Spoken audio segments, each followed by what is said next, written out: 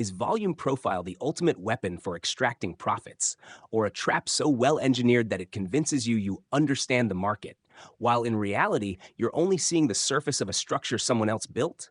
You pull up a chart, you see the POC, you see the value area, you see where the market traded the most, and you think, that's where the big money operates. But are you sure that's where big money is operating? Or is it where they already finished their business and left footprints behind for you? Start with a more uncomfortable question. Why would a tool that's widely available, easy to learn, easy to read, become a real edge in a market where every genuine edge demands time, capital, or deep understanding? Do you see the contradiction? If volume profile were truly the key, why do most people who use it still lose? This is where you pause and go one layer deeper. Volume profile isn't wrong, but the way you understand it almost certainly is. You've been taught POC is equilibrium, value area is fair value, high volume nodes are strong support and resistance, low volume nodes are where price moves fast. It sounds logical. It feels reasonable. It's dangerous because all of it is true, but incomplete. And in trading, true but incomplete is the fastest path to losing money. Think of the market as an auction. Volume profile tells you one thing: at which prices a lot of transactions occurred. What it does not tell you: who was in control during those transactions. Were buyers aggressive or were sellers absorbing everything? That's the fatal blind spot. You see a high volume area and think there's interest here, price will come back. But the reality could be that's where one side quietly unloaded inventory while the other side believed they were getting a good price. High volume doesn't mean strength. It only means a lot of trading happened. But what kind of trading? Accumulation, distribution, or just liquidity being drained? You don't know. And volume profile doesn't tell you. Now the problem becomes clear. You're using a tool that displays outcomes to try to predict intent. That's a structural mistake. Go deeper. When you see a clean, well-defined POC, you instinctively treat it like the market's center of gravity. But for the players who actually move size, the POC is often where they no longer have size. It's where they finished accumulating or finished distributing. It's a footprint, not live positioning. You're reading the past and trying to trade the future. That's why so many traders sell at high volume nodes and get run over, buy inside value areas and get stopped out, believe they're right on structure and still lose money. Not because they lack discipline, because their core assumption is wrong. Think of it this way. Volume profile is like a traffic map. It shows you where congestion used to be. It doesn't tell you where traffic is flowing right now. You can stand in an intersection that was once crowded, and at that moment, nothing is moving. Or you can stand on a road that historically had low volume and watch capital flow rip through it. The market works the same way. It doesn't reward what has happened. It reacts to what is happening. This is where inversion thinking starts. You assume high volume equals important, trade there. But in reality, high volume equals liquidity already processed, less immediate reason to return. You assume low volume equals weak, price won't hold. But in reality, low volume equals liquidity void, price accelerates through it to find counterparties. Same data, two interpretations, one for the crowd, one for those who understand structure. This is where it gets dangerous, because volume profile creates a powerful illusion. You feel like you're reading the market professionally. Clean horizontal levels, well-defined zones, institutional-sounding terms, POC, Vive, Etch, Val. It makes you believe you're playing the same game as smart money. The cold reality, you're reading their footprints after they've already left. Think about this carefully. If you were running institutional size, would you reveal your true position? Or would you distribute inside high-volume zones, create artificial balance, leave behind a perfect POC for retail to anchor to? And then you step away, you leave a fair value behind, and when price returns to it, who gets trapped? If volume profile only shows you the outcome, then who's actually producing that outcome? Most traders never ask that question. They treat volume like a natural phenomenon, like rain, like wind. But markets aren't natural. Every candle, every transaction, every cluster of volume is the result of intentional action. There are two primary forces behind volume: those who need to get in and those who need to get out. They sound similar.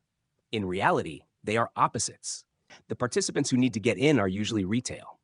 They're driven by signals patterns, the belief that price is right. They enter because they expect movement. The participants who need to get out are typically large capital. They don't enter the way you think. They don't click once and deploy size. They scale. They distribute. They absorb. They fragment their positions. And most importantly, they need a counterparty. You can't sell without someone willing to buy. You can't buy without someone willing to sell. This is where the structure starts to reveal itself. High volume is not a sign of strength, it's a sign of exchange. But exchange between whom? Picture a price zone where the profile is dense, clear POC, clean value area, repeated rotations. A typical trader sees balance. A structural trader asks, why was there so much activity here? There are only two answers. Either both sides agree, or one side is quietly executing while the other doesn't realize it. Markets rarely operate on agreement. They run on information asymmetry, which means when you see extreme volume, there's a high probability someone is being absorbed. Absorption is simple in definition, but brutal in implication. One side keeps sending orders, volume expands, but price doesn't move accordingly. Buyers keep buying, volume spikes, price stalls. That's not strength. That's supply overwhelming demand in real time. You see the volume, you don't see the fight. Volume profile doesn't tell you who's in control, who's trapped, who's forced to act next. It only tells you where the battle took place. And you are stepping onto that battlefield without knowing who's holding the weapon. This is why high volume zones are often the most dangerous. Not because they lack meaning, because they carry too much meaning. And without context, you will read it wrong. Go one layer deeper. When large capital needs to exit size, it cannot do it invisibly. It needs liquidity. Where does liquidity come from? From participants who believe they're getting opportunity. And how do you manufacture that belief? You create a price zone where price returns repeatedly, volume builds, structure looks stable, indicators align. It should feel familiar. That's how a clean volume zone is formed. Not because the market naturally respects it, but because someone needed it to hold. Hold long enough to unload, transfer risk, find counterparties. You think you're trading support. In reality, you're providing liquidity to an exit process. Here's the paradox most won't accept. The zones that look the safest are often the most dangerous because they are where consensus forms, orders cluster, stops accumulate, and markets move toward liquidity. Not because they like a level, because that's where the money is. Compare two environments, a high volume zone and a low volume zone. You were taught high volume equals important, low volume equals irrelevant. Reality flips that. High volume equals already processed, low volume still inefficient. Markets tend to leave what's been handled and seek what hasn't. That's why price accelerates through low volume areas, not because they're weak, because there's nothing there to slow it down. And when price returns to high volume zones, it's not about respect. It's about unfilled orders, trapped positions, residual liquidity. Now the picture sharpens. Volume profile isn't a map of support and resistance. It's a map of human behavior under pressure. If you only read the shape and not the behavior, you'll always be late. This is where inversion thinking becomes non-negotiable. When you see a clean volume zone, don't ask, should I trade here? Ask, if I were large capital, how would I use this? The answer is rarely enter. More often, it's exit. Once that clicks, everything shifts. POC is no longer safety, it's evidence. Something already happened here. And the real question becomes, when price returns, how will the trapped participants respond? Markets don't move because of lines. They move because of people forced to act. Buyers from high volume zones, if price returns against them, they will cut. Sellers from that same zone, if price moves higher, they will cover. Those reactions create liquidity, and liquidity is what large capital hunts. So, no, volume profile is not where you trade. It's where beliefs concentrate, where decisions stack, where emotion compresses. If you can't read that layer, you're looking at a clean picture with no understanding of what's inside it. And that's exactly how the trap works. Volume profile isn't wrong, but the way you're using it is almost certainly putting you on the wrong side of the market. So there's only one question left. If you're not using it to predict where price goes, what do you use it for? The answer is simple. Not easy, but simple. You use volume profile to read behavior, not to find entries. The moment that shift happens, your entire view of the market changes. You stop asking, will price bounce at the POC? You start asking, when price returns to the POC, who is going to be forced to act? That's the line between signal chasing and structure reading. Now strip out the theory. This is how the market actually moves and where volume profile fits inside that flow. 1. Volume profile does not stand alone. Your biggest mistake was treating it like a system. You open a chart, turn it on, see VH, VL, POC, and start building narratives. But the market doesn't operate in isolated tools. It's a continuous stream of price-time behavior. Volume profile is a slice of the past. Price action is what's happening now. If you don't place one inside the context of the other, you're reading a book by staring at the last page. 2. Read reactions, not locations. Most traders fixate on location. Price is at POC, what do I do? The correct lens is reaction.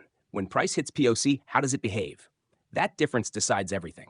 Same POC, two completely different realities. Scenario 1. Price returns. Prints indecision. Wicks both sides. Volume builds, but no break.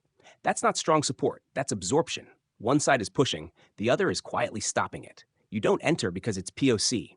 You wait to see who gets forced out. Scenario 2. Price returns. Slices straight through. No pause, no response. That's not support breaking. That's irrelevance. Liquidity there is already exhausted. No reason for price to stay. Same data, different read. Price action tells you how to interpret the profile. 3. Processed versus unprocessed liquidity.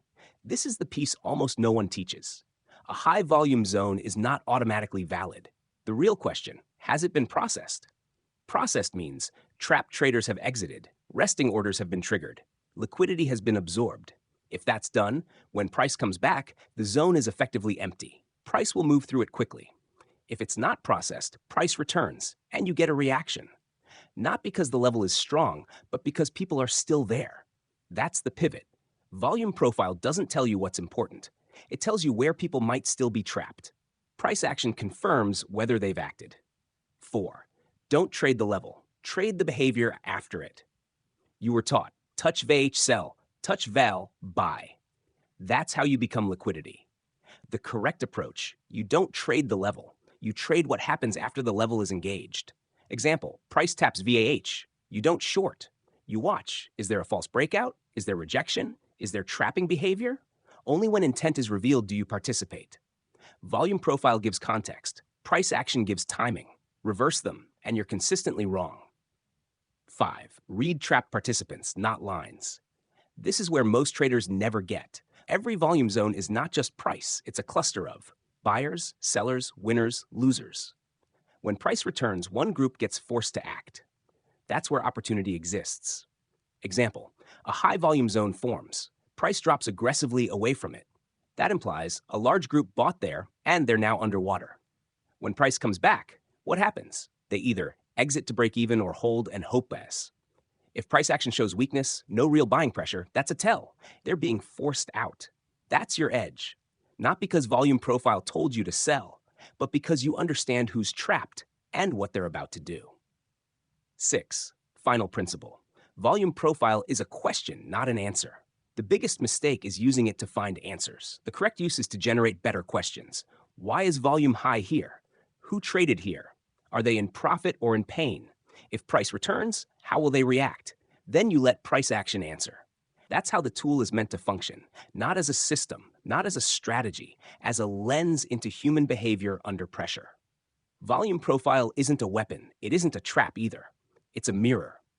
If you look at it with a simplistic lens, you'll see lines and lose money. If you look at it through behavior, you'll see who's trapped, who's in control.